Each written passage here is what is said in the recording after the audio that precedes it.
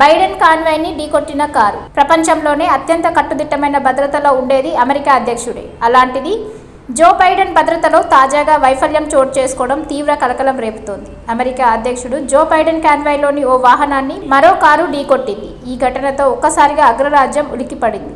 ఈ సంఘటన జరిగిన సమయంలో జో బైడెన్తో పాటు ఆయన సతీమణి జిల్ బైడెన్ కూడా అక్కడే ఉన్నారు. ఈ సంఘటనతో అలర్ట్ అయిన అమెరికా సీక్రెట్ సర్వీస్ అధికారులు వెంటనే బైడెన్ దంపతులను అధ్యక్షుడి వాహనంలోకి తరలించారు. అనంతరం ఈ దాడికి పాల్పడిన నిందితుడిని అదుపులోకి తీసుకున్నారు. అమెరికా కాలమానం ప్రకారం ఆదివారం రాత్రి డెలావర్లో ఈ భద్రతా వైఫల్యం ఘటన చోటు చేసుకుంది. అమెరికా వైట్ హౌస్ అధికారులు తెలిపిన వివరాల ప్రకారం అధ్యక్షుడు జో బైడెన్ ఆయన సతీమణి జిల్ ఆదివారం రాత్రి డెలావర్లోని రిపబ్లికన్ పార్టీ ప్రచార కార్యాలయానికి వెళ్లారు. అక్కడే డిన్నర్ ముగించుకొని బైడెన్ దంపతులు అనంతరం ఆఫీస్ బయట ఉన్న తమ కాన్వాయ్ వద్దకి చేరుకునేందుకు ప్రయత్నించారు. ఇంతలోనే ఓ కారు వేగంగా దూసుకొచ్చి అమెరికా అధ్యక్షుడి కాన్వాయ్లో ఉన్న యుఎస్ సీక్రెట్ సర్వీస్ వాహనాన్ని బలంగా ఢీకొట్టింది. అనంతరం మరో వాహనం పైకి దూసుకెళ్లేందుకు ఆ కారు ప్రయత్నించింది. ఈ ఘటనతో అక్కడ ఉన్న బైడెన్ దంపతులు, ఇతర సెక్యూరిటీ సిబ్బంది అంతా ఒక్కసారిగా ఉలిక్కిపడ్డారు.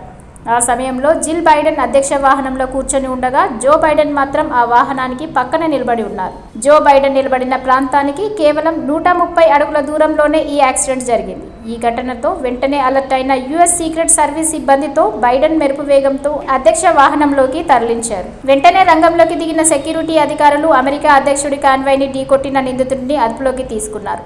ఆ కారును చుట్టుముట్టి కారు డ్రైవర్ను అరెస్ట్ చేశారు. అమెరికా అధ్యక్షుడి కాన్వాయ్లో చోటు చేసుకున్న భద్రతా వైఫల్యం ఘటన నేపథ్యంలో బైడెన్ దంపతులను వెంటనే వైట్ హౌస్ కు తరలించినట్లు వైట్ హౌస్ అధికారులు వెల్లడించారు. జో బైడెన్, జిల్ బైడెన్ ఇద్దరూ సురక్షితంగా ఉన్నట్లు తెలిపారు.